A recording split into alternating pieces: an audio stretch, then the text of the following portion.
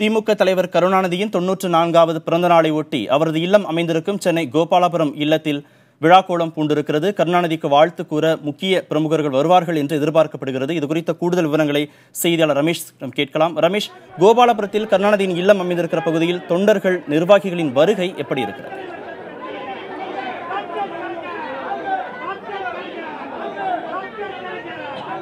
கார்த்திக், நேரடியாகவே அந்த காட்சிகளை நீங்கள் பார்க்கலாம். குறிப்பாக பல்வேறு அனைத்து மாவட்டங்களில் இருந்தும் தொண்டர்கள் இங்கு வந்து குவிந்து இனிப்புகளை வழங்கி தங்களுடைய மகிழ்ச்சியை வெளிப்படுத்தும் வண்ணம் இருக்கிறார்கள். அதாவது இன்றைக்கு வந்து நேரடியாக வழக்கமாக திமுக தலைவர் கருணாநிதி பிறந்த நாளில் கிட்டத்தட்ட 50,000க்கும் மேற்பட்ட தொண்டர்களை அவர் நேரில் சந்திப்பார். ஆனால் முதன்முறையாக தொண்டர்களை சந்திக்க முடியாத ஒரு பிறந்த நாளாக இந்த பிறந்தநாள் விழா என்பது அவருக்கு அமைந்திருக்கிறது.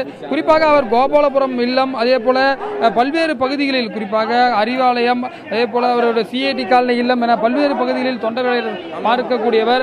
இந்த முறைதான் குறிப்பாக தொண்டர்களை பார்க்க முடியாத ஒரு சூழல் ஏற்படுத்த உடல்நிலையை காரணம் கொண்டு பார்க்க முடியாது என்று ஒரு அறிவித்திருக்கிறார்கள். இந்த நிலையில் பார்த்தீங்கன்னா மூத்த நிர்வாகிகள் குறிப்பாக பலரும் வந்திருக்கிறார்கள். குறிப்பாக செயல் தலைவர் ஸ்டாலின் வந்து காலையிலே வந்து வாழ்த்து தெரிவித்துவிட்டு ஆட்சி பெற்றிருக்கிறார். குறிப்பாக நீங்க பார்க்கலாம், தொண்டர் நம்மளும் இருக்கார். நீங்க எங்க இருந்து வந்திருக்கீங்க? தேனி மாவட்டம் போடிநாயக்கனூர்லேருந்து வரோம் சார். இங்கே வந்து தலைவர் கலைஞர் வந்து 94 வயதில் இப்போ வந்திருக்கார். வளர்கிறோம். மூத்த அறிஞர், இந்தியாவிலே மிகப்பெரிய அரசியல்வாதி என்று பெயர் பெற்றவர். இன்று வந்து நம்ம இந்தியாவிலிருந்து முக்கிய தலைவர்கள்லாம் வந்து நம்ம தலைவருக்கு வைரவிழா வாழ்த்துக்கள் தெரிவிக்க வந்திருக்காங்க.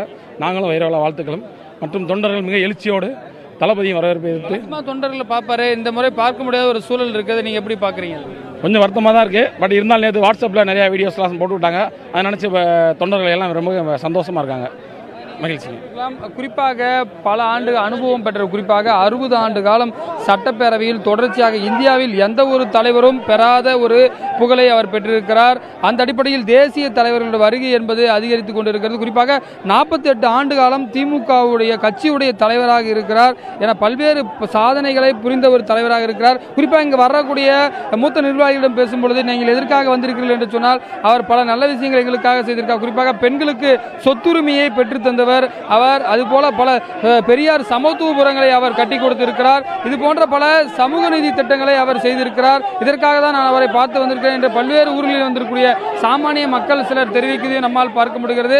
அவருடைய டேட்டாஸ் எடுத்து பார்த்தோம்னா பல்வேறு விஷய டேட்டாக்கள் அவர் வந்து தரவுகளில் முக்கியமாக இருக்கார். குறிப்பாக வந்து ஊடகங்களை பயன்படுத்த, குறிப்பாக 1938 கையெழுத்து பிரதி என்ற ஒரு சாதாரண ஒரு பத்திரிகையில் ஆரம்பித்து 2012 பேஸ்புக், ட்விட்டர் வரை அனைத்து ஊடகங்களையும் பயன்படுத்தக்கூடிய ஒரு தலைவராக, பன்முகத்தன்மை கொண்ட ஒரு தலைவராக இருப்பதற்காக தான் இதற்காக நாங்கள் வந்திருக்கிறோம் என்று இங்கு வந்திருக்கக்கூடிய தொண்டர்களும் சாதாரண மக்களும் தெரிவிக்கிறார்கள். கார்த்திகேயன், தேசிய அளவில் இந்த நிகழ்ச்சியில் கலந்து கொள்வதற்காக, சட்டப்பேரவை வைர விழாவில் கலந்து கொள்வதற்காக பல்வேறு முக்கிய தலைவர்கள் வர இருக்கிறாங்க.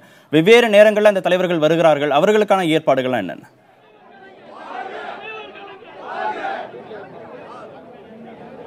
குறிப்பாக மாற்று கட்சியினர், குறிப்பாக சிபிஎம் கட்சியுடைய ஜெனரல் செக்ரட்டரி சீதாராம் யெச்சூரி வர இருக்கிறார். அதே போல இந்திய கம்யூனிஸ்டுடைய தேசிய செயலாளர் டி ராஜா வந்திருக்கிறார். குறிப்பாக பீகார் முதலமைச்சர் திமுக தலைவர் கருணாநிதியுடைய உற்ற நண்பராக பார்க்கக்கூடியவர் நிதிஷ்குமார், அதே போல பரூக் அப்துல்லா, காஷ்மீர் மாநில முன்னாள் முதலமைச்சரும் தேசிய மாநாட்டு கட்சியுடைய தலைவர் உமர் அப்துல்லா, அவருடைய பரூக் அப்துல்லா மற்றும் அவருடைய மகன் முதலமைச்சராக இருந்த உமர் அப்துல்லாவும் வந்து வர இருக்கிறார்கள். இது போன்ற தேசிய தலைவர்கள் வருகையும் இன்றைக்கு நாம் முக்கியமாக பார்க்க வேண்டியிருக்கிறது. குறிப்பாக பாரதிய ஜனதா கட்சிக்கு எதிரான, மத்திய அரசுக்கு எதிராக இருக்கக்கூடிய மனநிலையில் இருக்கக்கூடிய கட்சிகளை ஒருங்கிணைக்கக்கூடிய ஒரு மேடையாகவும் இது பார்க்கப்படுகிறது. அடுத்த மாதம் குடியரசுத் தலைவர் தேர்தல் நடைபெற இருக்கக்கூடிய நிலையில் இந்த வைர விழாவில் காங்கிரஸ் துணைத் தலைவர் ராகுல் காந்தி பங்கேற்க இருக்கிறார். குறிப்பாக சென்னையில் ராகுல் காந்தி தங்கி, குறிப்பாக இன்று இரவு தங்குகிறார். முதன்முறையாக அவர் சென்னையில் தங்கக்கூடிய ஒரு சூழல் ஏற்பட்டிருக்கிறது. நாளைக்கு சத்தியமூர்த்தி பவனில் அவர்கள் பார்க்க இருக்கிறார், தொண்டர்களை பார்க்க இருக்கிறார்.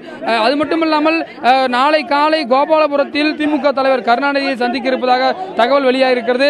இதுவரை அவர் கோபாலபுரம் இல்லம் ராகுல் காந்தி வந்ததே கிடையாது. திமுக தலைவர் கருணாநிதியை கோபாலபுரம் இல்லத்தில் சந்தித்து கிடையாது. பல தேசிய தலைவர்கள் சந்தித்திருந்தாலும் ராகுல் காந்தி இன்னும் சந்திக்காமல் இருக்கக்கூடிய சூழலில் நாளை அந்த முக்கியமான சந்திப்பதற்கும் வாய்ப்பு இருப்பதாக இங்கிருக்கக்கூடிய தகவல்கள் நமக்கு தெரிய வருகிறது. கார்த்திகேயன்.